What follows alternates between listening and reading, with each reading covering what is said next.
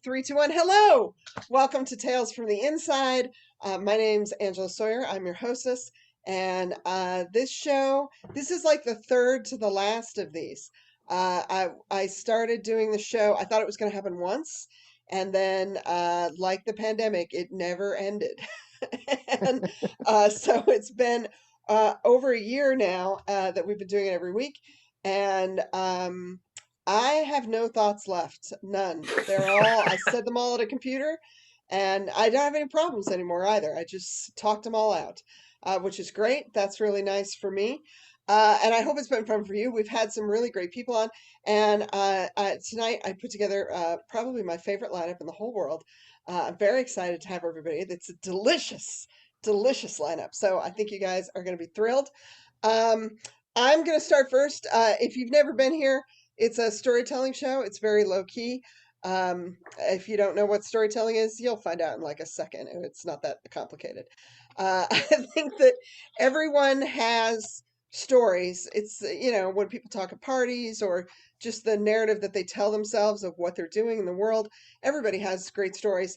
But some people are incredibly talented at talking about them and laying them out in front of you.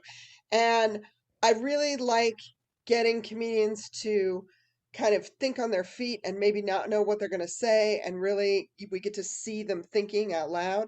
That's super charming to me because I see lots of people do stand up and it's very like people, have their shit together and they wrote it and they worked on it. And so it's perfect and polished and beautiful. And it is a beautiful chrome Ferrari. But I also like to see the shitty beat up Prius, That's also a really nice way to get around town. So it'll be a fun time. I think we'll have a great one. And the Comedy Studio is nice enough to have us do this every week. You'll see, you've been seen a Zoom show by now, I hope. So you know that everybody's name is in their little box. And people have put their Venmo and their Twitter and so on in the box, and you can give them a coffee, send them a little tip, because we've all somehow lived through the last era. And, I think we all deserve a break for that. These people have made it happen for months on end, and I don't know how. It's been real crazy. So I'm super glad that they're here tonight. I'm going to talk to you about the past couple of years have been just a parade of things that I never thought would ever happen, that never just surprise after surprise, and it turns out all surprises are bad. But the last surprise has been better. So, like everybody else, I got vaccinated not too long ago. I've been fully vaccinated for about 6 weeks, and right before I went to go back get vaccinated for the first time, I was super like I really almost lost it. I was getting really really anxious, partly because I had been like everyone, I was losing it for months beforehand, like staying up in the middle of the night and being sad about episodes of TV shows that I don't even watch. You know how that works. I mean, I cried at Breaking Bad and I don't like it. I don't like the show. It's one thing that I cried, but like I don't even like the show. So I was feeling real stupid. And so right before I went to go get vaccinated, and I'm high risk for COVID, so I had been really, really, really staying inside. I hadn't gone to the grocery store. I hadn't gone to CVS. And I counted right before I went to go get vaccinated, and I had been in 17 buildings over the last year. I went out, I didn't go outside to go for walks because I was freaked out about it. So I had been out less than 20 times total out of my room, even. Uh, and most of the buildings that I went into were parking garages because, like everyone else, I have a job and it was the only thing keeping me from being homeless. So I had to do what they said. And what they said a lot was go mail this stuff, which is not vicious in and of itself. They weren't trying to murder me, except they were. You know how that works. Like everybody, that's what happened at everybody's job. So that's not special. But, and I feel very lucky, honestly, because I worked retail for like 25 years.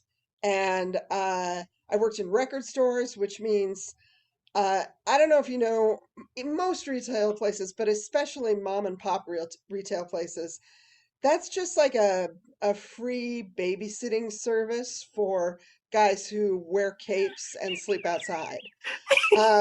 That's what you do there. You just hang out with those guys, and they're nice guys. They're fun guys to talk to. Nothing wrong with those guys. They're great. And I loved seeing them every single day. And I did see most of them every single day at exactly the same time.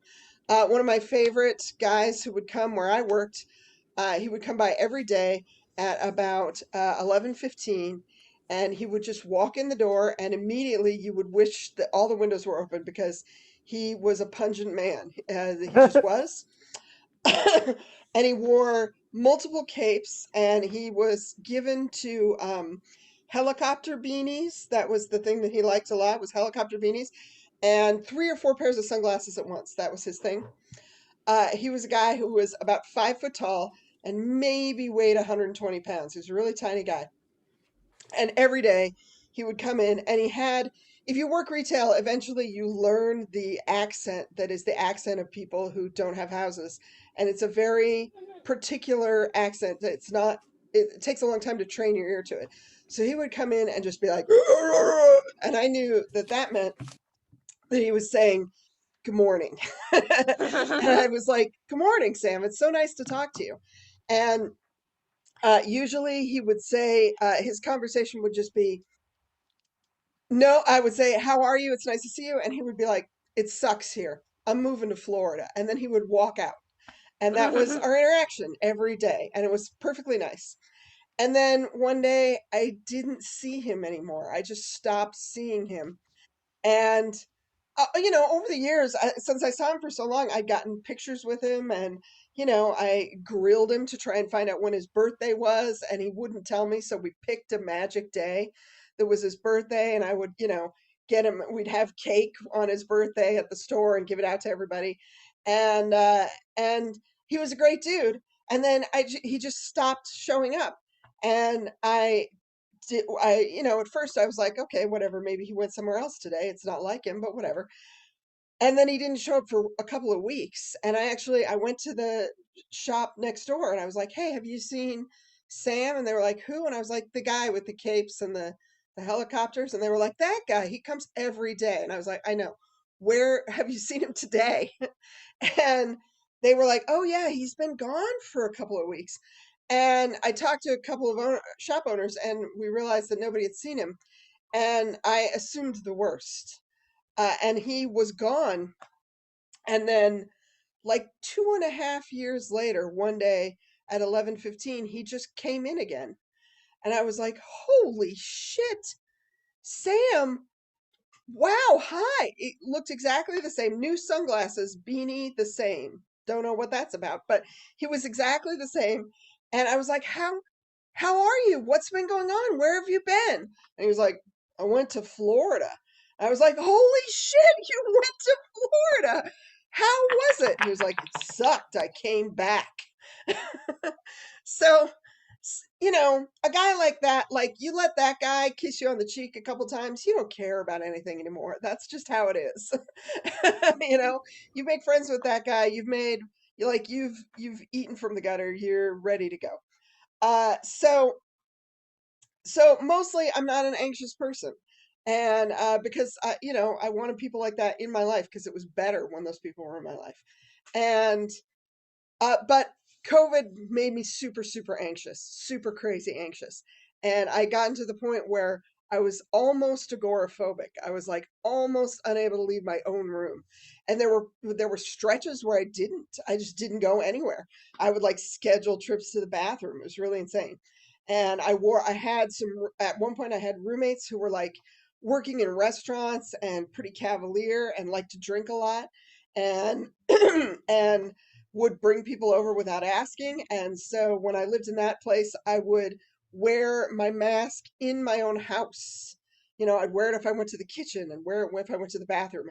And I had a nearly movie level cleaning regimen where like anything that went outside my room, it had to like go in a trash bag, and then I could go in and then it could, wait for a few days. It was very intense, super crazy. So finally, I had to go to CVS to get vaccinated. And as you guys know, it was very hard to get a vaccination appointment. And so I spent a week like on the computer all the time, which I was doing anyway. I was on the computer all the time. And I refreshed and refreshed. And I got the appointment, and I was like, I don't care which CVS it is. I'll drive anywhere. Who cares? It's a car. I'll drive in the car to whatever CVS. And then I realized that I got the skeeziest CVS in all of Boston. My vaccination appointments were at the Methadone Mile CVS. And I had to, and like part of me was like, hey, Angela, like that's a CVS where there's people. And if there are any cashiers on the face of the planet who are trained in de-escalation, it's the people who work at the Methadone Mile CVS. And like those people who go there are people, and they need protection from COVID too. And of course, this is a perfectly good place to get your vaccine. It's a perfectly nice place. And I realized that. And at the same time, I was super anxious. So I went to my first vaccine appointment, and I got there like an hour ahead of schedule. And because I'm a geeky person and I just do stuff like that, I got there like an hour ahead of schedule, and I drove by, and I hadn't been out much to drive around, except when I got sent out to mail stuff for work. So it, I already was freaked out. Like I drove by and there were a bunch of people just standing in line at a bus stop as though you could do that. And just like 25 people hanging out at a bus stop, no mask, just hanging out there, clustered around the bus stop. And I was like, oh, what have I gotten myself into? And then I parked at the CVS parking lot. And at that parking lot, they have a really awful, it's basically anti-homeless audio architecture.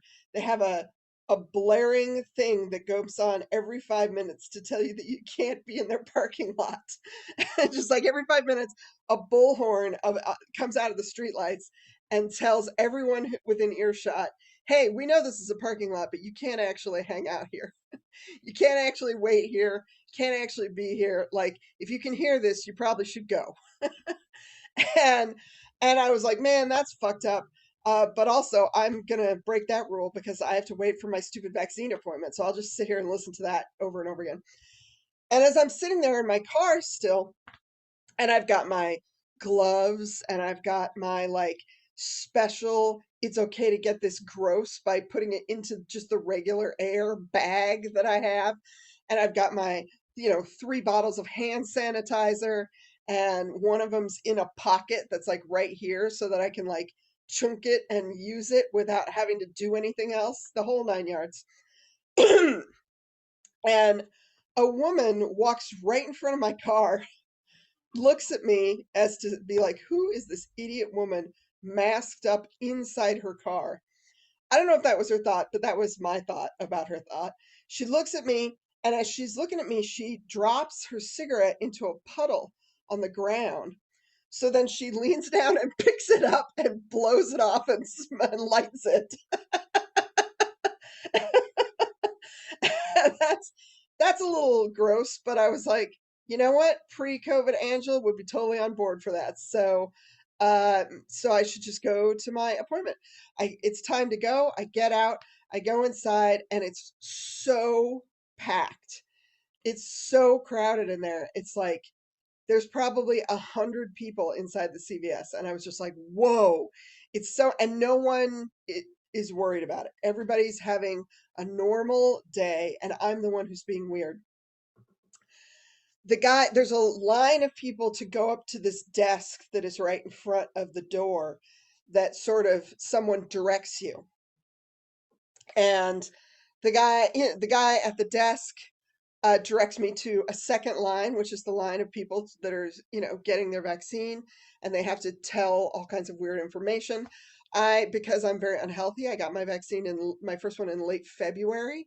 So people were still like checking to make sure that you were you, and still, making sure you really had an appointment. And being very like, you got to show me your ID. You got to have, do you have this? Do you have that? Asking you questions and stuff. And while I'm in the line, the guy in front of me, he just decided that he was too warm. So he took off his shirt and threw it on the ground and just like aired out, put himself back together again, and then put his shirt in his pocket. And so by the time I got to the actual like vaccination station, which is just, they just got some like, you know, those walls that they have in elementary schools that are not walls, they're just like hinged pieces of nothing. They they set up a couple of those and you can see right over them or right under them. They're just, they don't do much of anything except like designate. And so I go up to mine, and the person who was giving me the shot was, I think, maybe 18 years old. And I'm older, I'm 50, so I sometimes misjudge this stuff. He could have been anywhere between like 12 and 27, to be fair. But he was definitely younger than me. And he saw me come up and he immediately was like, "Hey, did you hear? We're gonna get to go back to the stadium soon. Are you psyched? Are you psyched to see the Patriots? Are you psyched to see the Patriots?" And I was like, "No, I forgot they existed. I don't, I forgot that sports was real. I'm so sorry." And he's like, "Oh, I didn't say that out loud. I said something vague." And he was like, "Yeah, I'm super. I can't wait to go." He was like, I've got the money to go to the whatever the name of the stadium is, because sports isn't real if you're me. So whatever it's called, it's named after a bank, I'm sure. The He's like, "I'm so psyched to go. I've been working here like 3 months now, so I've totally got the money for a ticket." I was like, "Oh, 3 months! Wow, that's impressive." I was like, "How did you get into this line of work?" And he was like, "Oh, they're just picking up people. I'm doing cool." And I was like, "Okay, I guess this will be fine." And then immediately everything was fucking fine. I got the shot and it felt like nothing. I had very like just enough of a reaction to realize that I actually got it, and nothing that was actually problematic in the slightest. When I went back for the second shot, by that point, no one cared whether you were even there. They had abandoned the desk and the lines, and they were just like, "Oh, hey, you want it? Come on, just come on up right over here." They were just calling people over and jabbing you, whatever. And the first time they made me, they were like, "You should wait 30 minutes. You're like, you're fat, Angela. You should wait 30 minutes." And I was like, "Cool, that's no problem. I'll wait my 30." Like, I jumped the line. I ate enough pizza to get in this line early, so I can wait the 30 minutes. And the second time they were like, "Yeah, just go. Just I'm waiting on an Uber Eats. Like, just get out of here."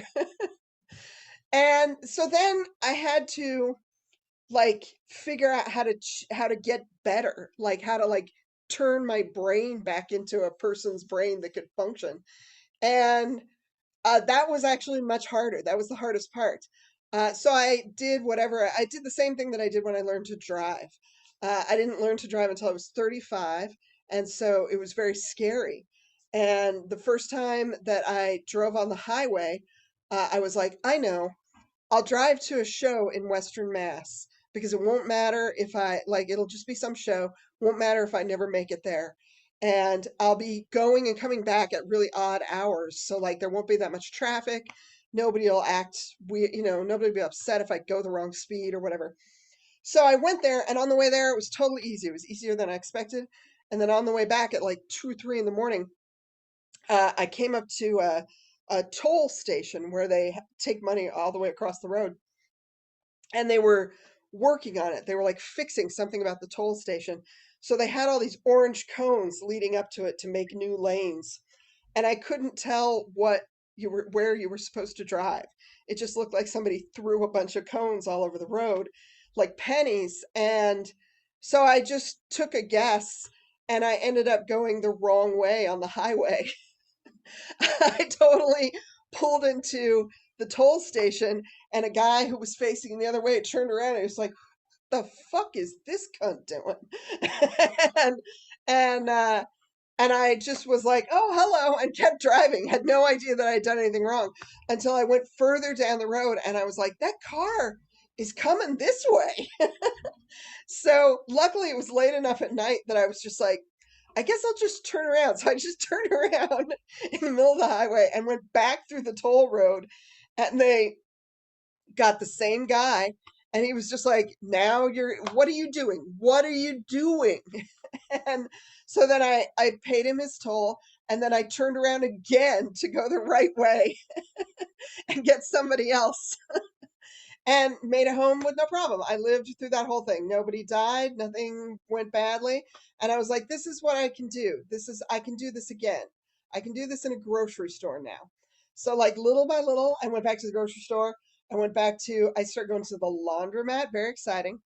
And tomorrow, I'm very excited because tomorrow is my first day back to the subway. And if there is anything, I know nobody likes the MBTA. I know nobody does. And I get why. It's because they are the devil. It's totally why. But my favorite thing about going out in the world is meeting a hot fat man on the subway. That is the best. Man, you get on there and it's crowded, and there is an unwritten rule. I don't know if you know, but overweight people, you're not allowed to sit next to each other. It has to be like fat person, thin person, thin person, all the way down the car. It's not allowed. If you two people get too close together who are overweight, like the gravitational pull is off, and it's just a whole problem. So if you're polite, you stay away from other overweight people on the subway. But man, once in a while you get on there and there'll just be this guy who like just has a polo that is 3 sizes too small. Like it fit when he bought it, and it's just a little too small now. And on the train, it is always too hot. And I'll see that guy and I'll be like, you know what I'm gonna do? I'm gonna get that guy's sweat all over me. It's gonna get everywhere. All he doesn't like it. He will look me right in the face and not like it, and there's nothing that he can do about it. It is a white lady's privilege to get that guy all over me. So I'm looking forward to it, and I think that means that I've come back to myself. That is my story for today, and I hope that you guys are also getting back out there. So I'm very excited for the performers that we have tonight. It's going to be a really fun time. Um, this is, like I was saying, this is an excellent, excellent lineup.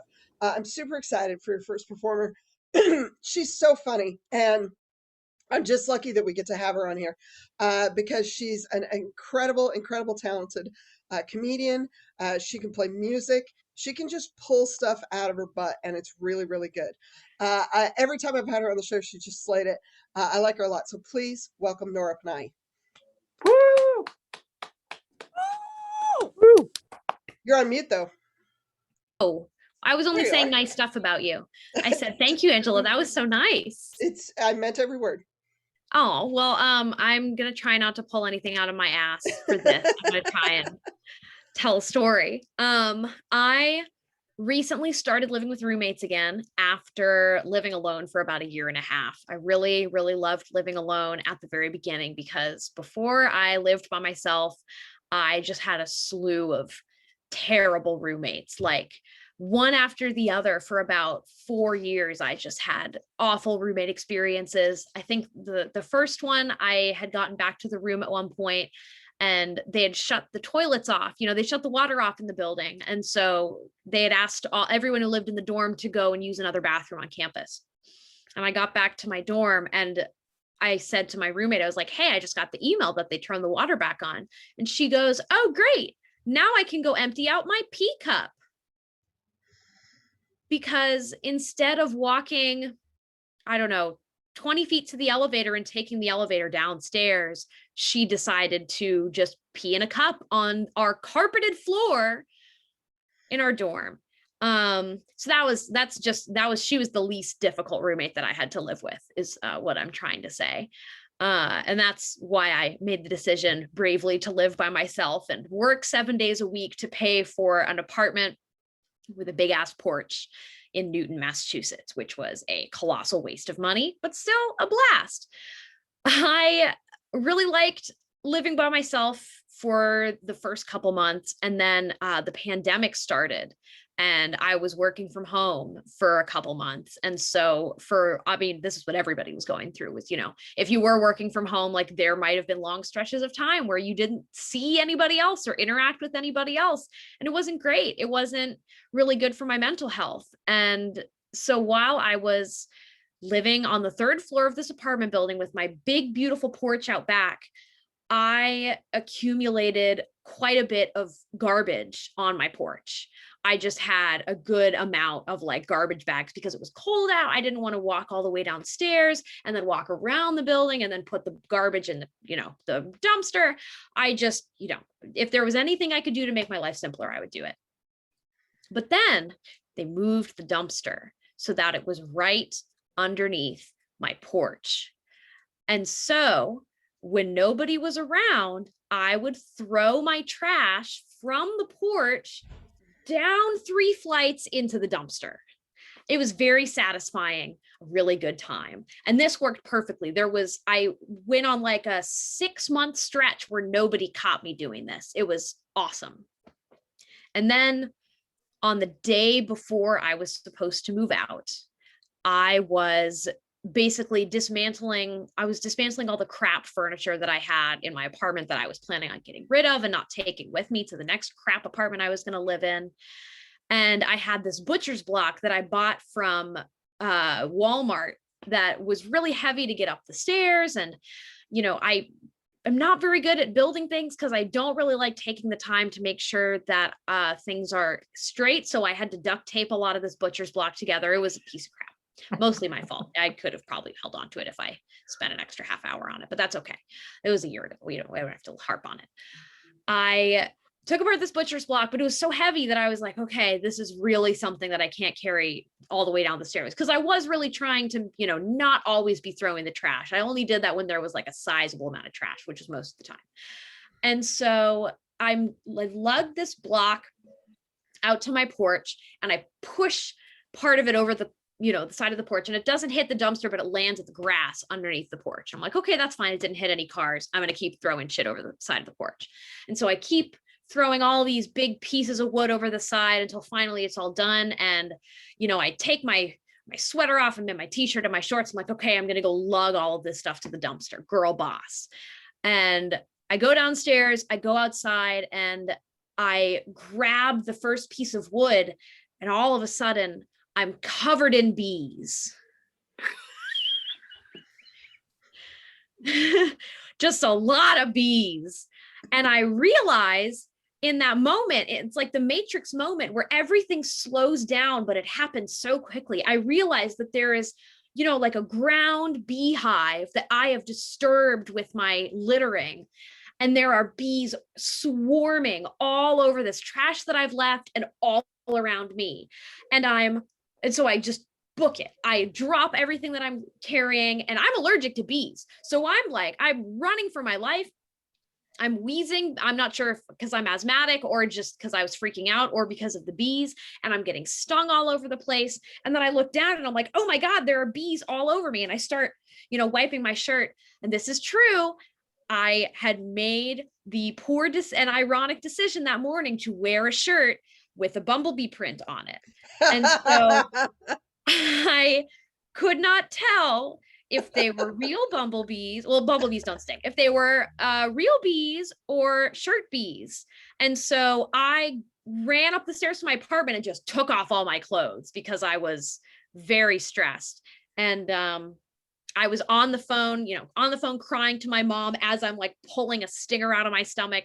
Not a fun time, but I think I can fairly say that I never got caught throwing stuff over the side of the porch. So I chalk it up to a life well hacked. Thank you so much.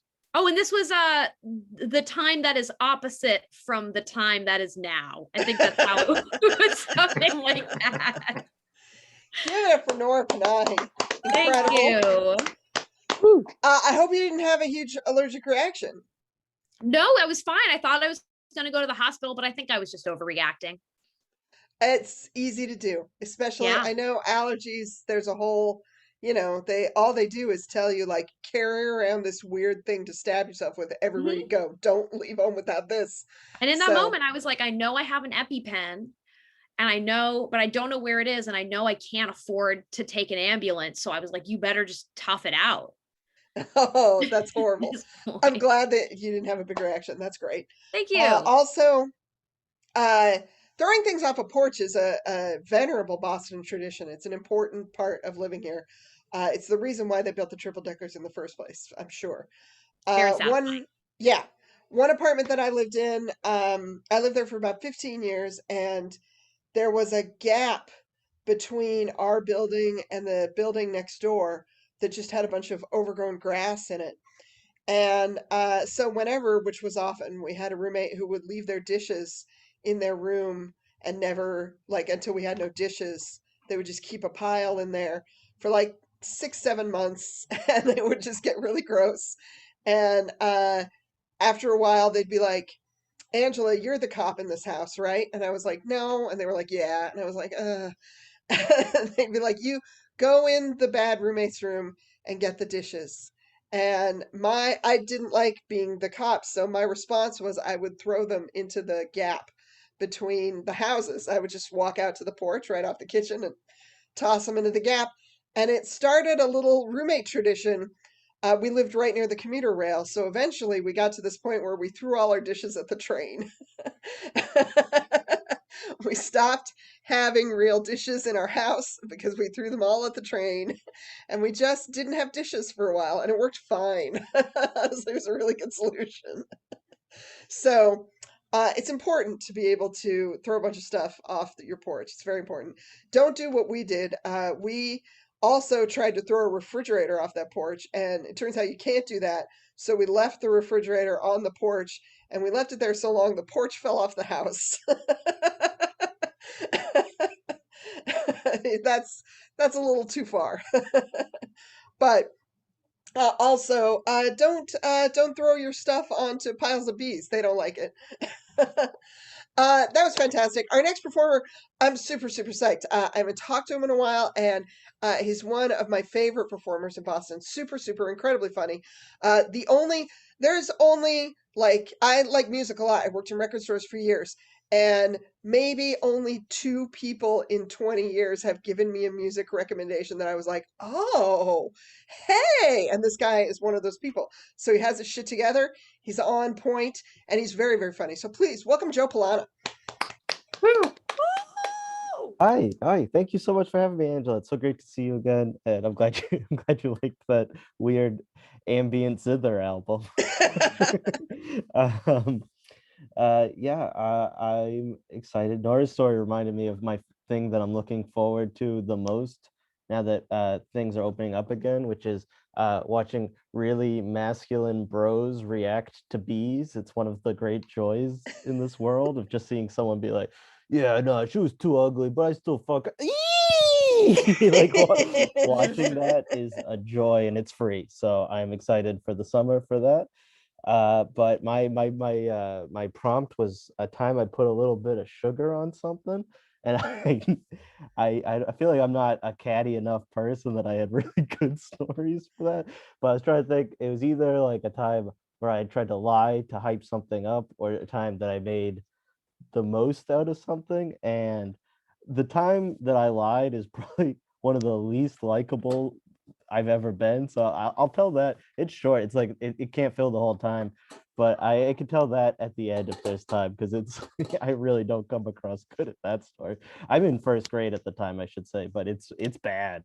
But then the time that I made the most of a bad situation is a story that had been in the family for a long time. Like I knew this story about me as a child, but I didn't know the punchline that there is in the story, which is, I think, the real moment of me really showing my true colors as a weird little old man. Like for context, my parents were old when they had me. They were 44 and 43.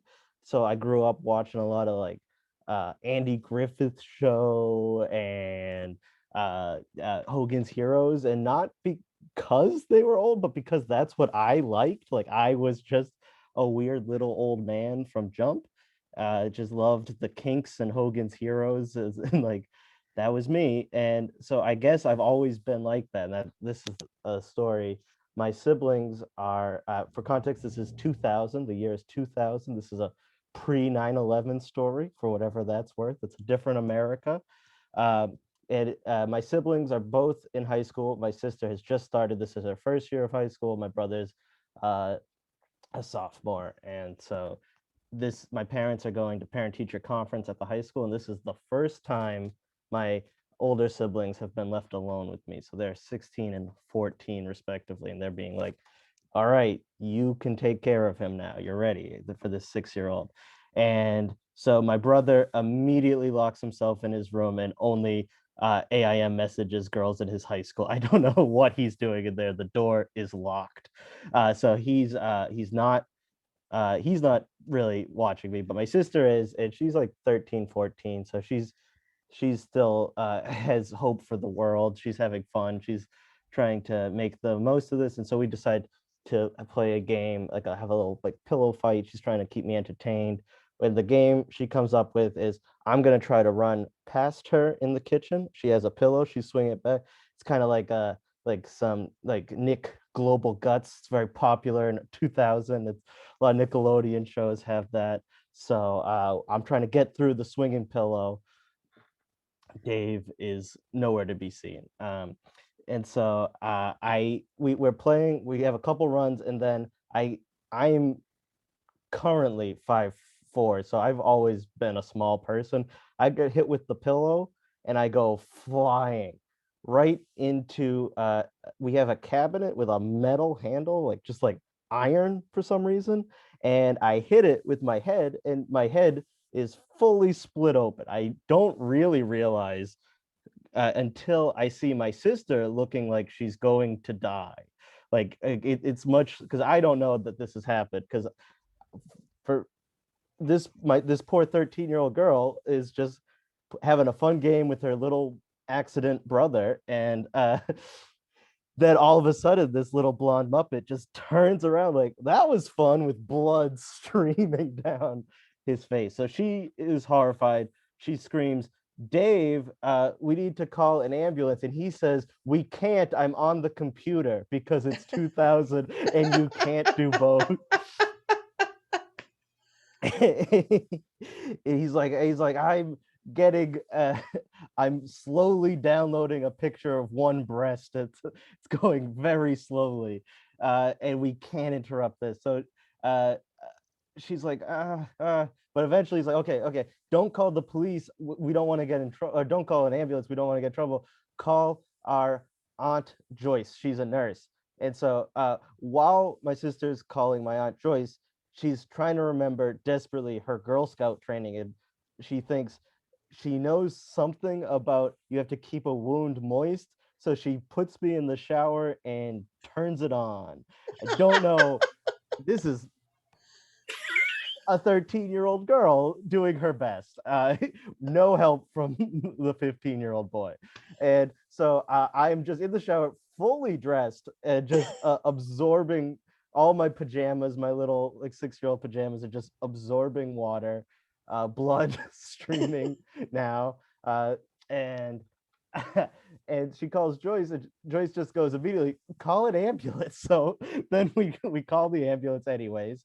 I'm logging water, and then the ambulance, I think actually the fire truck gets there before the ambulance. So, and the fireman happens to be like my sister was in the high school band. He's a band parent, so he like knows the family and is just dying laughing, because it's like, which is not really what you want, and like when you think you're gonna bleed out of your head. But it's I can now respect that he wasn't expecting like, oh, where's the wounded child, and that I'd come sloshing out of the shower with like Big Bird slippers that have just doubled in size to roughly like actual like Big Bird foot size. So I'm just like shivering and like squelch, squelch, squelch, blood, blood, blood.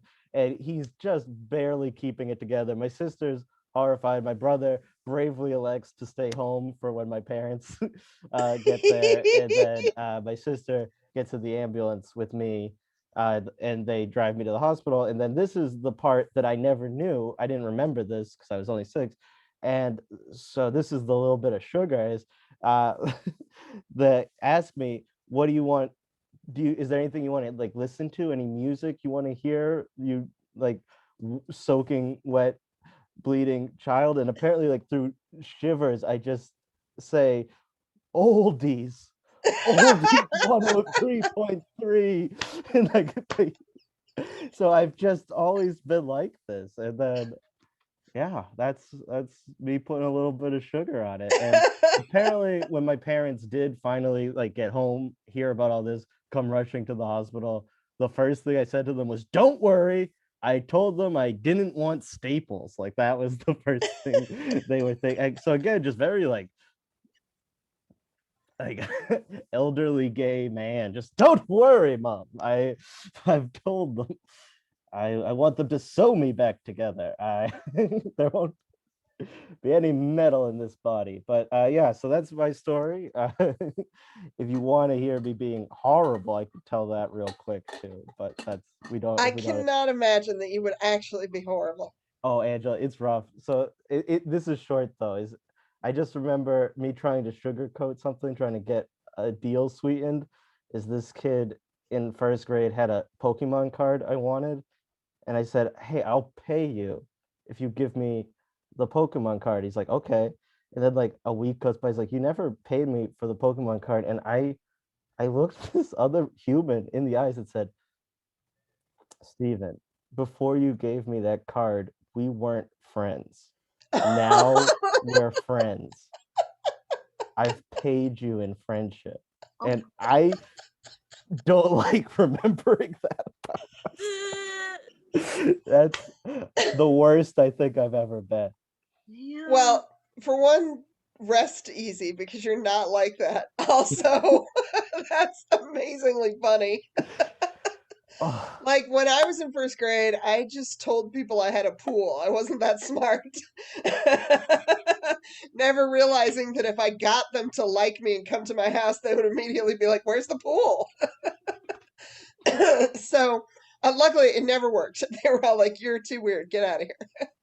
But I think when before you're about, I don't know, 12, there's an age before which like your social skills don't matter. No one knows how to act. Everybody's just like, well, on TV, they just yell at each other. I guess we should do that. So you're fine. I promise. That was a thank you. wonderful story. Thank you. Give it up one more time for Joe Palana. He's fantastic. Uh, I want to say this. It is true that when you get hurt on the head, like you don't realize. One time, some people that I knew, I was really excited about this band. I love this band because every time they played, they got in a fight on stage. They hated each other. I don't know why they were in a band, and all their songs were unintelligible and not played with any skill whatsoever. None of them could play instruments, but they were all supposedly about being in high school. And I was like, this is a great band. I'm so in. I'm so down. So I would go to see them and I was excited. So I would like get right up front. And one time at their last show, they got in such a big fight that one of them threw a guitar and it hit me in the face. And I was thrilled. I was totally excited. And I turned around to my friends to be like, I just got hit in the face with the guitar. Isn't this amazing? And then there was this film over my glasses of just dark, and I didn't know why it was there. And then I looked at my friends through the film, and their faces were really horrified. And I was like, oh, I'm bleeding everywhere. And so we went, they were like, you need stitches, go to the hospital now. And I was like, we're poor, we don't go to the hospital. And they were like, get an Uber and go to the hospital. Get a ride, we'll take you, get there. And I got a couple stitches, I wasn't that injured. And a few weeks later, the guy who was the guitarist arrived like unannounced, showed up at my house, knocked on the door. And he gave me the broken guitar. He was like, "Our band's done, but you should have this." Oh, It was so sweet. So I hung it over the door for a long time, like a lucky horseshoe. And it finally fell down because that was the same house the porch fell off of, so it fell apart. But it was a great gift. Okay, our next performer, I'm so excited to have her. She's fantastic. I honestly, she runs the town. She makes things go all over. She's on every show, and she always does a great job. I've gotten to see her on a bunch of Zooms over the pandemic, and I'm really, really excited to have her. Please welcome the very funny Kathleen DeMarle. oh, no. You know, before I tell my story, Joe, if we had been friends in elementary school, what I did with my Pokemon cards is I gave them away to men that I was trying to flirt with. And I got banned. My parents banned me from bringing them to school because I was like giving them away. And Angela, I have had a fair share of head injuries, so I feel your pain. So I guess this story has, I don't know, there's some deep, I don't know. Okay.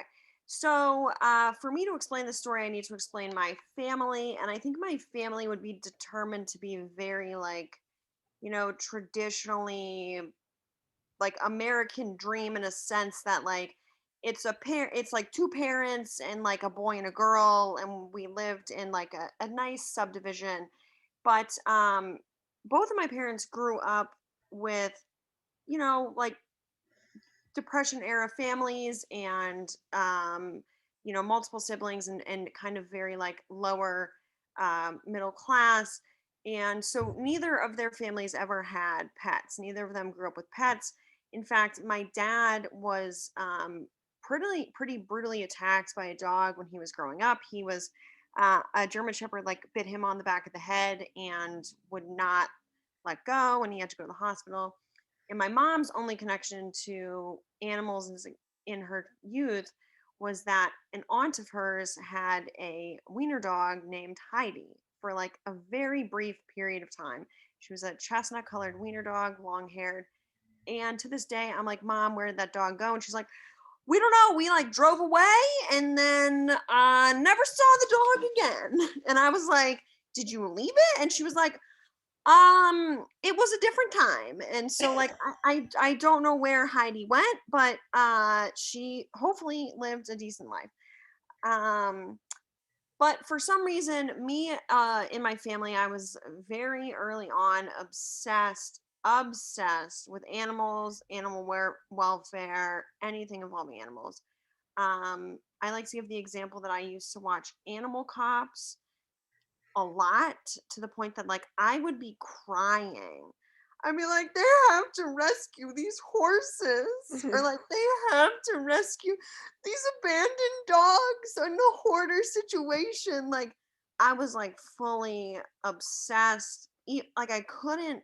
It was like watching a car crash. Like you can't look away. Like the show was so bad, you can't look away though. And so I got set pretty early on that I wanted a family pet. I wanted a family pet, but my parents, for some reason, were like convinced that a cat or a dog would be too much work. So I know Nora has heard part of this story, but it's only a tidbit of it, which is that we got birds, we got cockatiels. And we originally got a male bird named Buttercup. And then it turned out that like birds really need friends, but you can't get a male bird a male friend because they fight. So we had to get him a female friend. So we got him a bird named Pearl. And so we had Buttercup and Pearl. And let me tell you, those two banged a lot. They like the amount of eggs, like we could have had a chicken farm, like we could have had cockatiel eggs services, like that could have been a thing we could have offered. And the bird breeder that we got them from was like, just toss the eggs, whatever, like they're not fertilized, just toss them. But my mom got very like over the period of time we had these birds, she felt bad. She felt like these birds were like trying to have kids. And I was like, I was like, no, they're birds. They're just banging it out. Like that is literally what they're doing. I didn't know that they were getting it on. I thought they were just having a good, like I would walk by their cage and Buttercup would be on top of Pearl and I'd be like, they're having so much fun. Like I didn't know, we didn't learn the birds and the bees at home. I had no idea what was going on. I just thought that they were like playing around. I don't know. So, let's just say that the birds did not work out. The birds didn't work out very well. What ended up happening was my mom allowed the birds to have 3 full-grown babies after several had died. Like, because if you pet a bird as a baby, the mother won't feed it anymore. And then they just like bury the head and it dies. Like that is literally, yep, you're learning a lot today, guys. Um, so one day my mom was like, Kathleen, we're taking these birds to this bird store or this pet shop, and if they don't take them, you have to cry. Like you have to like tell them that we can't have them. You have to cry. Luckily, this bird store was like just enamored with the fact that we had 5 beautiful cockatiels that they just took them. So then like some time went on, so we didn't have the birds anymore. But I was like fully dedicated to wanting like a real pet. Like I didn't think the birds were like a real pet. You can't you can't like cuddle a bird. Like it just isn't a thing. You can't do. Um and so I was given the opportunity to cat sit for my neighbors. Now, this is a very peculiar situation. My neighbors moved to Hawaii and left like a 12-year-old in charge of their home.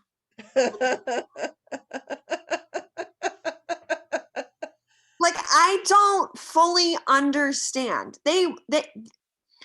They saw me at a yard sale at their home once where they allowed me to buy a collector's edition wild turkey bottle as a 12-year-old. Like because the wild turkey bottles, the collector's editions were like bougie. It was like a scene from the woods. So I bought these turkey bottles and they're like, that girl seems like she knows what she's doing. We're going to let her manage our 5,000 square foot home with a security system and 2 cats. And so I was deeply allergic to cats, but I was also obsessed with money as a kid. Like fully obsessed with money. Like I had this is so bad. I used to count my money every night before I went to bed. Like I had a box under my bed and I would count my ones. Like I would get paid from like a lemonade stand or like I was working at a horse barn at the time. I would count my money and I'd be like, yeah, you're going to take this to Fleet Bank and put it in your high yield savings account. Yeah, that's right. Like that explains who I am as a person. So I was like, you know what? I'm allergic to these cats, but I'm going to do this. And let me tell you, I have never had to deal with a weirder pair of cats. One of these cats, you'd put a towel down and it would like know to run onto the towel and you groom it. The other cat just threw up all the time, just like all the time. And to be fair, I think it had a problem, but the owners were like, it's just lonely. And so I took care of these cats for like 3 months. I was there like every day, 3 times a day. At one point, I accidentally like broke one of their like window valances, and I had to like have my mom come over, and that was the day that they came back. It was like a whole thing. But like I did it. And so then after that, like shortly after that, my parents were like, you know, we think that like you're ready. We think that you're ready for your own pet. We're not sure, but like we think you're ready. So I started like researching dog breeds because I was like, I'm allergic to cats. I'm getting a dog. Um, and then I would like throw out ideas and they would deny most of them. At one point, I gave my parents, I like sent them a calendar invite. I don't know how, because I was like 12. I sent them a calendar invite, and I gave them a presentation on corgis. And my father was like immediately, I had put in time to this presentation. First slide, he's like, we're not getting a corgi. Like that's an ugly dog. It looks like a big dog on little legs. We're not getting a corgi. Okay, we're not getting a corgi. All right. So I was like, okay, let's get a pug. They're like, we're not getting a pug. So then I finally, like after months of research, I found a breed called a Sesky Terrier.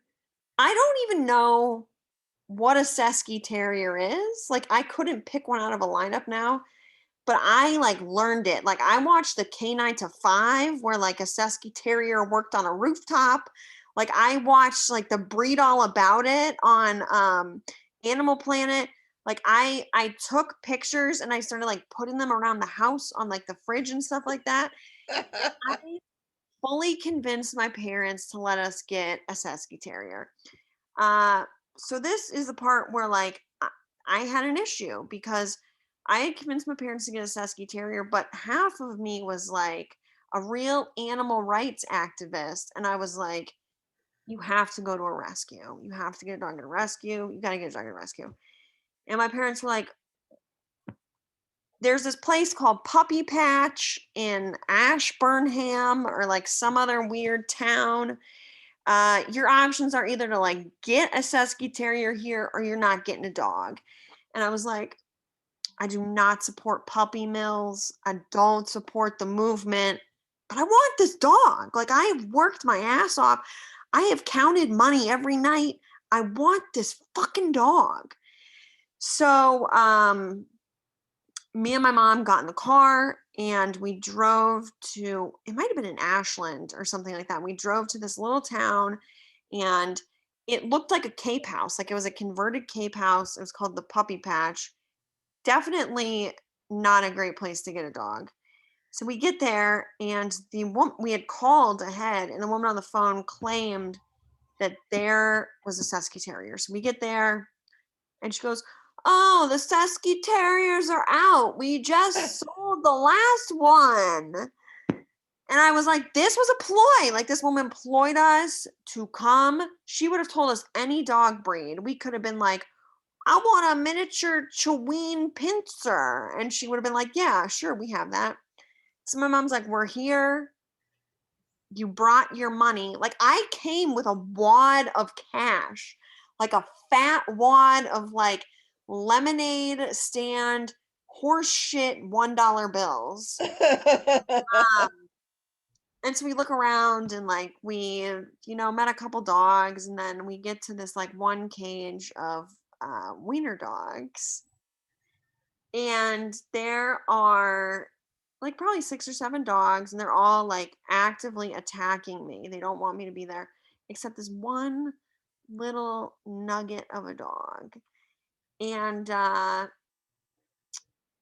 that's the story of how my childhood dream came true. And I got my dog Pepper, who I had for like almost 16 years.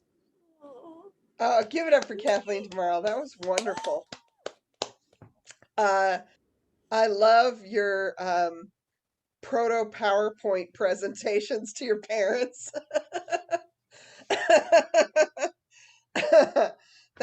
I was totally that kind of kid. and my parents were very justified in hating it. It's really annoying. I would be like, hey, look, I know that you're an adult and I'm not, but let me give you a book report. We can figure this out.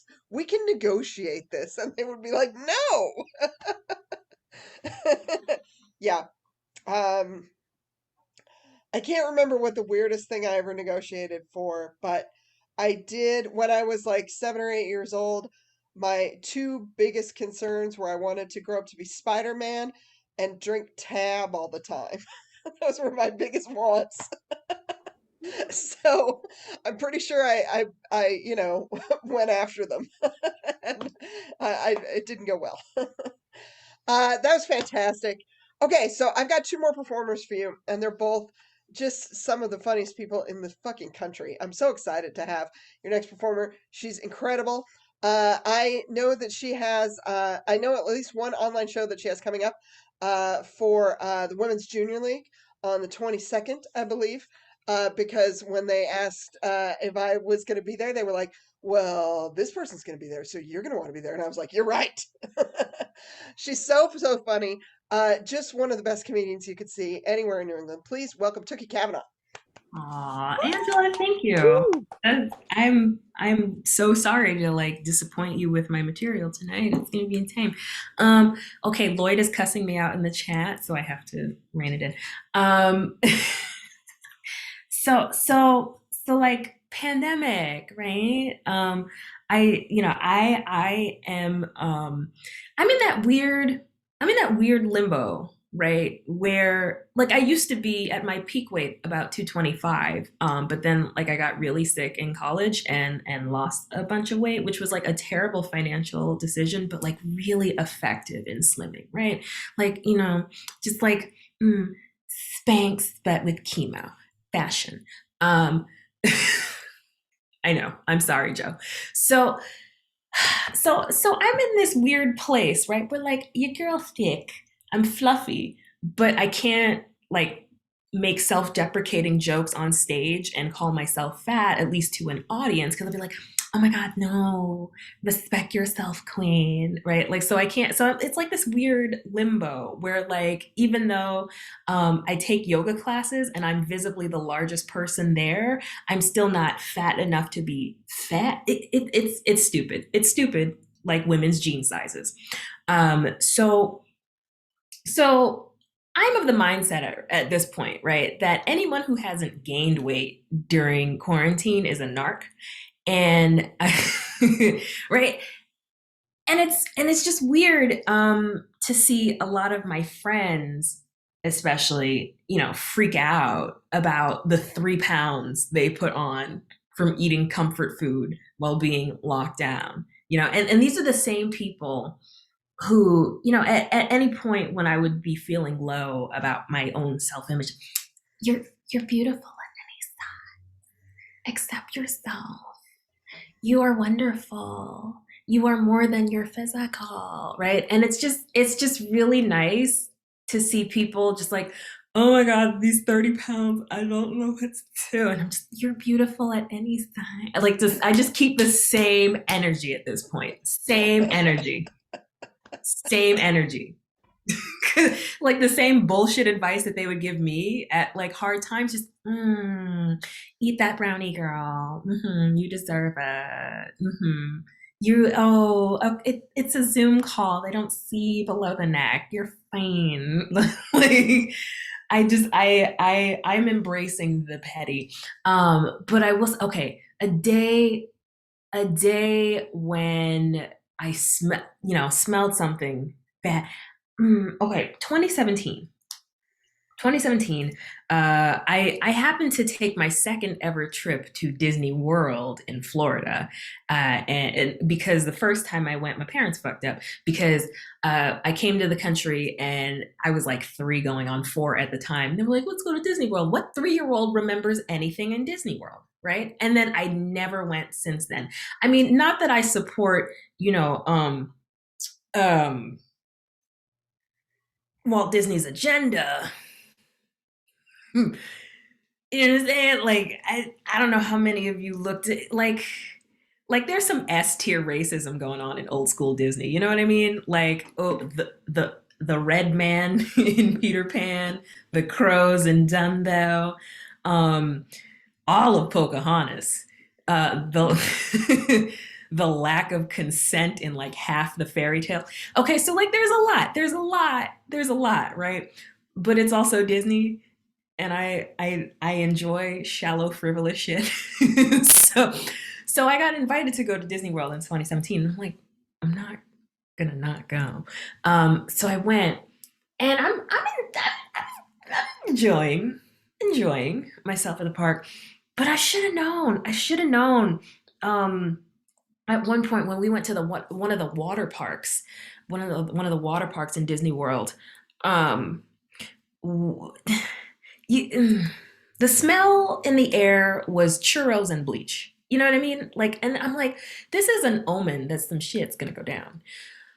I'm in line for one of the tube ride slides, and okay, as as a I can't quite say as a pear, a Bosque pear shaped person, right?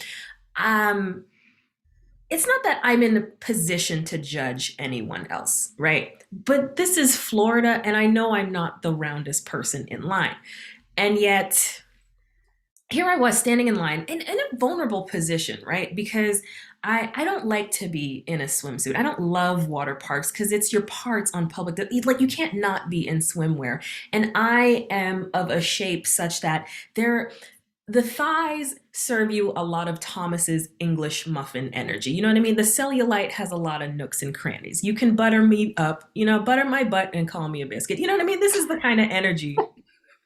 This is the kind of energy I serve in a swimsuit, right?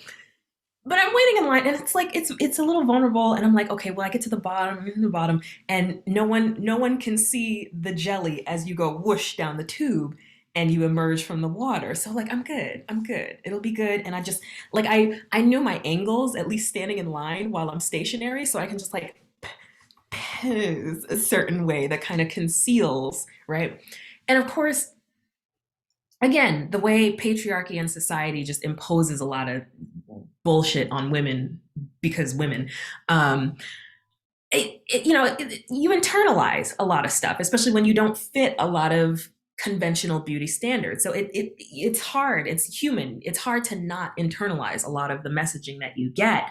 And so it's still a vulnerable moment for me. And I'm like, I shouldn't be insecure. I shouldn't, like someone's auntie is out here with 2 Slurpee cups of I don't know what.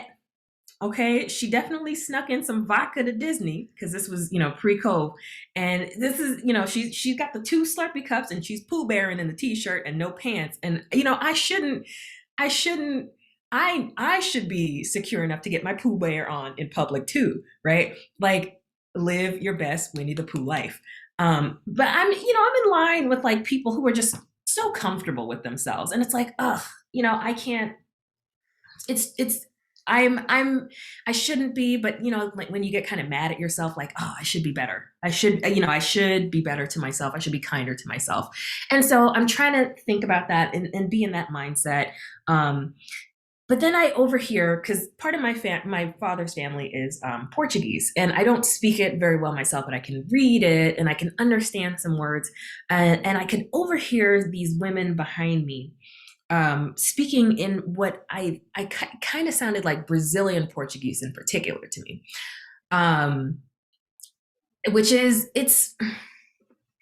I have thoughts on Brazilian Portuguese because my family is snobs from the mainland. Okay, so what I overhear as I'm standing in line is one of them says "negra," right, which we took Spanish 101, you can infer, right? And I'm looking at everybody else in line, and I'm seeing a lot of Catherines and Hannahs and a couple Mackenzies, and I'm like, oh, oh. And what I kind of overhear from one of the others is saying, oh, if I ever get the size of that negra, shoot me. And see that omen of bleach and churros, right? I was like, I knew this was about to be fucked up. And I talked to someone about this, like on a podcast, and one of the listeners who heard it gave feedback, like on the site or in an email or something, and like we're reading it back, feedback about this particular story.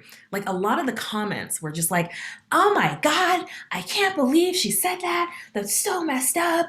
Oh my God, I would have beat her up. Oh my God, I would have kicked her ass.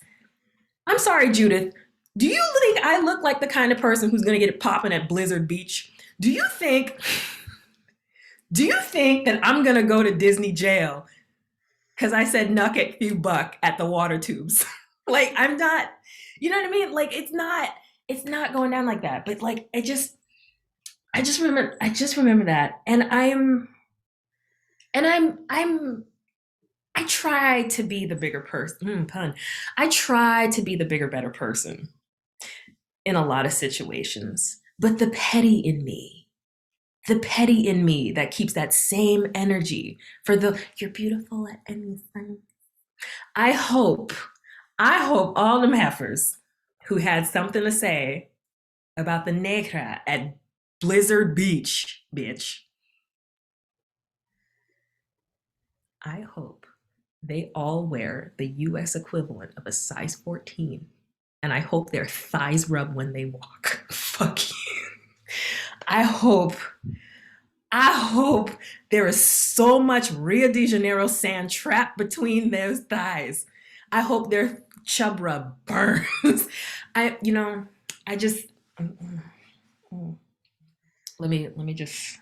cool it down.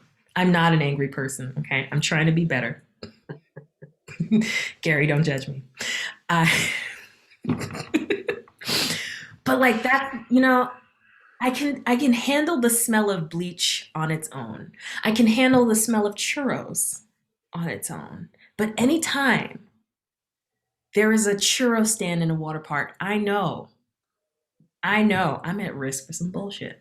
I know maybe instead of the full swimsuit, put on some shorts, because maybe put on some instead of being barefoot, put on some flip-flops with some grips, because I might have to square up with somebody, right? Like that is the smell of fight to me at this point. Bleach and churros together is the smell of combat. You understand?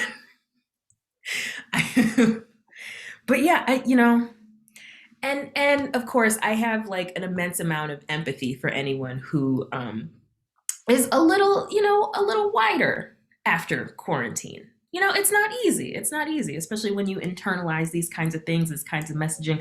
But the main takeaway from this is, maybe now you understand why your advice from before was trash. Okay, maybe and now that you understand the feeling of having to suck in and squeeze a little when buttoning pants. I mean, who among us has worn pants with buttons and zippers in the past 16 months? But when you do, I did just putting together the button is a little bit more of a struggle. The arms are a little tighter on your favorite shirt. You got there's a crease in your back that you didn't notice before, and you can't suck in back fat, okay? I know for a fact. Listen, I was a bridesmaid in one of my cousin's weddings. This is the cousin on the white half of the family, and it was a very New Jersey wedding. Do with that information what you will. And it was one of those moments where I was the thinnest among the bridesmaids, which is saying something.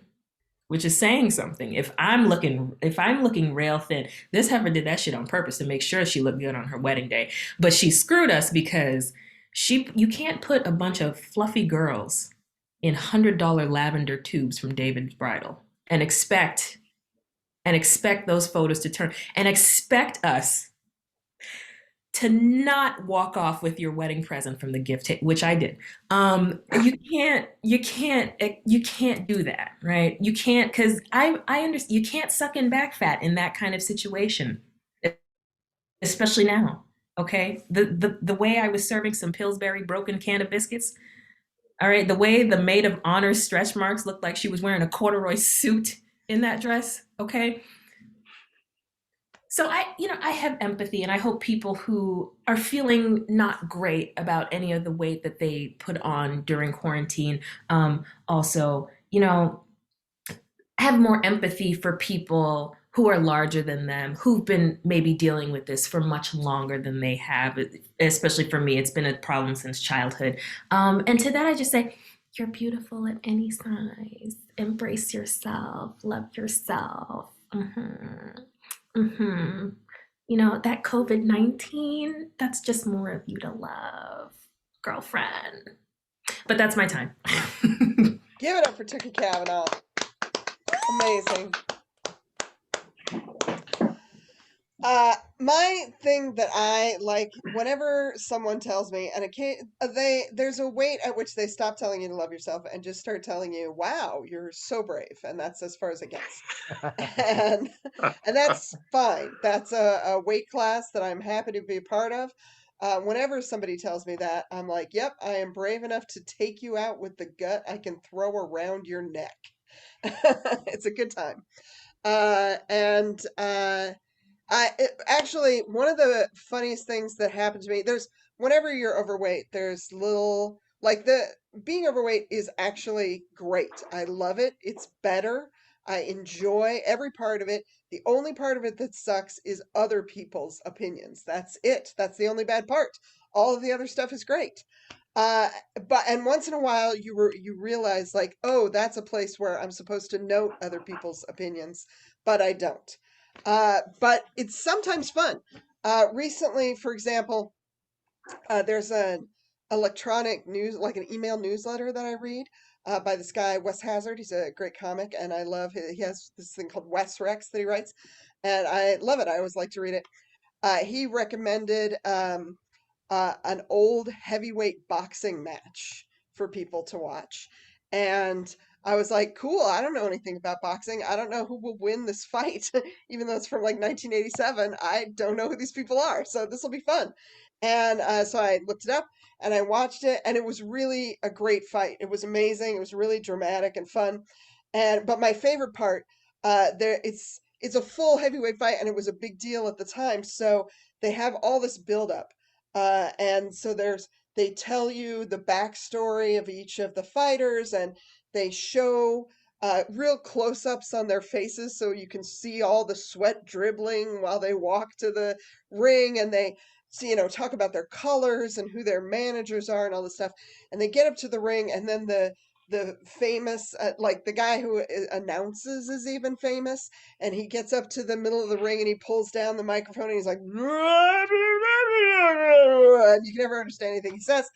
And he announces each fighter, and then he announces how much they weigh, each of them. And I was like, oh my God, I am a champion. I could do this job. And it's a nice realization to know that, like, Lennox Lewis has nothing on my ass. That's a great day. It's a good day. Okay, I have one final performer for you, and he's so funny. He's literally one of the best comedians in America, and I think we're all just lucky that we get to, like, hang out and see him talk. He's very, very great, and if you don't love, also, I really need to know if that is a real Venmo Gipper 2020. It is. He's very, very funny. Welcome, Gary Petersen. Thank you. The continental United States. Just Hawaii doesn't count. I have 3 instances of me not it. Well, here's something to know about me. You know how, like, you do something and you might say, like, what's the worst that could happen? If I'm saying that, it should be followed by, we're about to find out. Does that make sense? Because everything I seem to do comes with this. I don't know if I've backed over some sort of Romani person or gypsy folk. I have the luck of the man who was in Hiroshima and Nagasaki on the 2 bombs that he survived as an engineer is 29. So I was going through my Rolodex of instances where I've tried to do, like, a good thing. I've tried, like, my moral compass is Batman, so I have to stand up for injustice, even though I don't have this money, which I should have put that together. And yeah, he could fight people and get stabbed and go to a hospital because he has health insurance and has a butler. He is a white slave. Let me get into this. First instance, and most of them happen along the road, usually along driving late at night. I don't know why. It's something about my suburban brain, something bad's going to happen late at night, and I've got to do something about it. So I was driving home from there was a comedy club slash prostitution ring that I used to book. I just booked the comedy stuff at Howard Johnson's hotel next to Fenway Park. If you've never been, you're lucky. So I was driving home at like 2 a.m. one night, and I was just near Mass Ave where it intersects, and I saw this really lovely young woman staggering. I was like, that doesn't seem very good. And she had like a really tight dress and high heels, and she was kind of like going in every direction. And I just rolled my window down and I said, "Hi, are you okay?" And she pointed, said nothing, and fell into my mirror. And the mirror went and just bent in as she went thud on the ground. And I then opened my door and said, "Oh my God, are you okay?" And she was like, "Are you an Uber?" And I said, "Sure. Where do you need to go?" And she got up and she laid down in my back seat on the floor, their head like hand on head like this. And I said, where do you live?" And she gave me a sequence of numbers that turned out to be not the right order, but it was 4 of them. So we worked with that. And she said, "Just go there, and are you gonna kill me?" And I said, "No, I just want to get you home." And she goes, "Do you have weed?" And I was like, why is the first question, "Are you gonna kill me?" Now, do you want to have some fun? I just I get her over to a place that I think is right. She has a cell phone. This is what the time when like people still had like razors, cell phones, like crappy type tech cell phones, and so you can't like text or whatever really simply. And she had a friend that was talking to her, and I called her friend and said, "Hi, this is Gary. You don't know me, but I found your friend in the street, and I want to get rid of her. How do I do that?" And as I said that, she punched me in the ear where I had the phone, and it fell out of my hand. And she goes, "Let me talk on the phone," after she really leaned in. Like I've taken a lot of like she dipped her shoulder, you turned the wrist at the last second. She just fired one out at my ear. And so I just heard like, and there's a phone on the ground, and I'm like blinking, and she picks up her phone, and I'm just like, and I was like, sort of like, I don't know if my hearing is gone in this ear, but it's not there now. And it starts to come back, and her friend was like half a block away, and I got her up to her friend, and she's like, "Thank you so much for getting Jillian. It's so nice of you. I wish more people were like you in the world." And I was like, "Uh-huh." And I just kind of pushed her friend in that direction. I should have learned a lesson from this, but I did not. About 4 months later, driving on the same road, I saw a woman in the night. And again, there's a theme emerging. Damsel in distress. Gary just has to help the ladies out. She's hitchhiking, and it's like 2 a.m. And it's not a good part of this Mass Ave near Boston Medical Center. I've I've driven through that intersection uncomfortably with my windows up, my eyes straight, and she's walking towards the hitchhiking. And I was like, and I drove past her and I felt bad.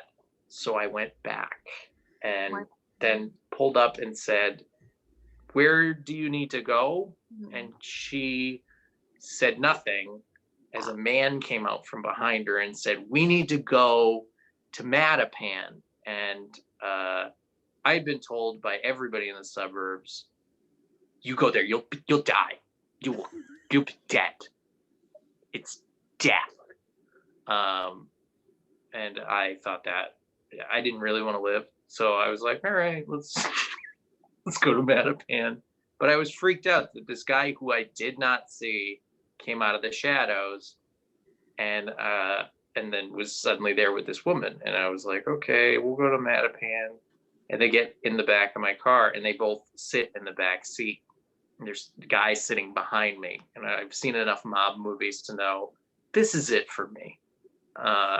There's no, it's just going to be like, "Hey, what's going on?" And then somebody with the thing is going to strangle me, and my feet will hit the top of the Toyota Corolla windshield. And it's very like playing out in my head of what's going to happen.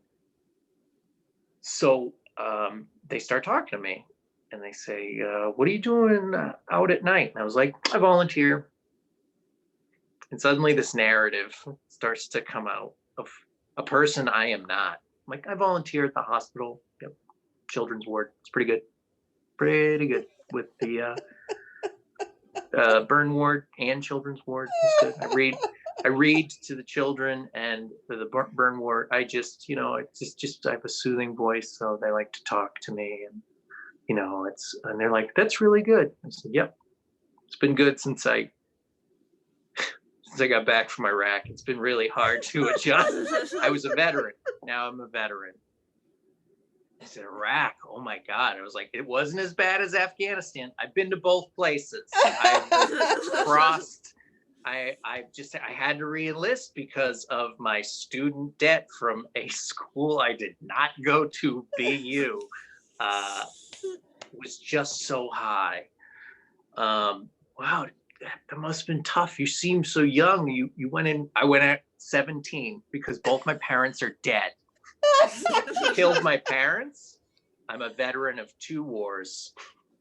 I read to children and the burned. Surely I'm a valuable member of society, and they can see that as I drive towards Mattapan. I go, "Where am I going in Mattapan?" They go, "Dudley Street." I had just seen a documentary on Dudley Street, and I knew I would be dead there because it's such a shitty place in Boston. They made a documentary about how the whole city just puts its trash in Dudley Street, like next to a school. And it's outside, like just a pile of trash. And it's just because they're poor and they don't care. And so I'm just like, this is bad. I'm going to a place that nobody will even care what happens. It's great. It's fucking great. America sucks. Why did I even fight in those wars? So I'm driving towards this. We get closer, and they're like, I feel like I haven't convinced them that I'm worth enough. So they said, "Well, we really appreciate the ride. It's very nice of you.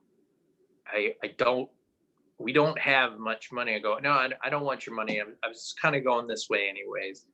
And they're like, "Can you just pull over here?" And it was like, not an alley. It was like sort of this side corner where it's like, yeah, that's where the other guy will come out, and this guy will shoot me in the face, and they'll drag me over there, and then they'll drive off with my Corolla. It was a good run. I had a good run.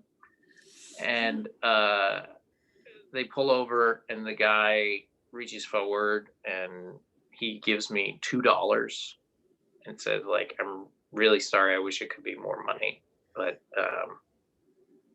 I just don't have that much money." And I said, "Oh, no, I can't take that. I can't take that." And he goes, "Man, you deserve it for everything that you do."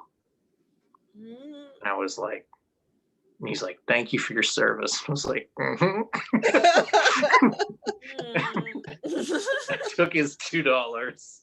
And I was like, it was like dirty money. It felt like I felt really bad about taking a very poor person, but I gave him a ride. So it was like, it kind of worked out. The last thing on this rule of 3 that I have to hit. I was on a date and I don't know how to close. Kathleen's a realtor. She knows how to close. I do not. At the end of a date, I sometimes go for a power handshake. I should just, not be so anxious, but I get nervous about it. I'm talking to this girl, Sarah, and she's really cool, and I'm really liking her, and we haven't kissed, and nothing's happened yet. And I was just like, so I guess since you're at your car, and I'll just walk back to my car. And she's like, yeah, or whatever. Like she's like this, and I'm like, and I hear screeching tires and a crash and a man screaming, my leg, my fucking leg. And I was like, we gotta find out what's going on, Sarah. Come on. And it's the night and it's a guy this time. So I run away from my date and I was like, this feels less anxious to go towards somebody here in peril. There was a man trapped sort of underneath the bumper of an SUV, bicycle. He wiggled himself out and then stood up, and he's bloodied and all battered, and his helmet's fucked up, and he doesn't really know where he is. And I go, oh my God, man, are you okay? The driver gets out of his car and says, fuck you, man. You fucked up. Show the cameras. You show the cameras. He's just saying, show the cameras. And I don't understand why, if this is a prank show or something, where the guy's gonna be like, these are blood capsules in his ear. But he just keeps going, show the cameras. And I was like, hey man, just calm down. He seems to be pretty hurt. And he's like, I don't know. I was on my bike and then he just hit me. And as this guy's yelling, fuck you, show the cameras, I notice he's in uniform, and the uniform says MBTA, which stands for the Massachusetts Bay Transportation Authority. And he's a bus driver, and he's just hit a person with his SUV at night. I didn't want to question him he's like, I just leave work at work and I just drive whenever the way I want. So he's angry and mad, and the police come along, and an ambulance comes. We get the guy helped, and they ask, did you want to say or make a statement of anything that you may have seen that had happened? I was like, yes, I do. I met Sarah at a writing event in Jamaica Plain several weeks back, and I had charmed her with tickets to a free comedy show that I paid for and told her that I got comped. After that, and a mildly good set at a sort of a bringer open mic, she was nice enough to have sushi with me. And then I think wanted me to kiss her, but I instead ran over here to this crime scene. And the cop was like, okay, nothing about this, nothing about the guy or the blood. And I was like, nah, I didn't see anything, I just heard it. The point is, and the theme is, time when I thought I'd be saving the day. And I just don't think I'm cut out to at this point. Thank you very much. Oh, give it up for my hero, Gary Petersen. That was amazing. That's the end of our show. You guys were so great. This was a really, really good one. I did not lie. This was a very talented group of people. Everybody brought their A game. I appreciate it like I can't tell you. If you're watching me, whether it's right now tonight or later on Facebook or YouTube or whatever, give these people a tip, buy them a coffee, help them out because they deserve it. And this is like the third. There's only two more of the show. It's going to happen next week, and then the week after that, Kendra Dossie, who guest hosts once a month, is going to host it, and then it's going to go away. And maybe it'll happen in person again pretty soon after that. Or maybe the world will come to a burning crisp soon, and either of those is an okay thing with me. It's going to be a fun time either way. So give one extra coffee to the performers this evening because they were incredible. And the Comedy Studio's been nice enough to let us do this for forever, it seems like, however long it's been. And I think this is the 56th show, something like that. And I'll see you soon. This has been Tales from the Inside. Thank you, Angela.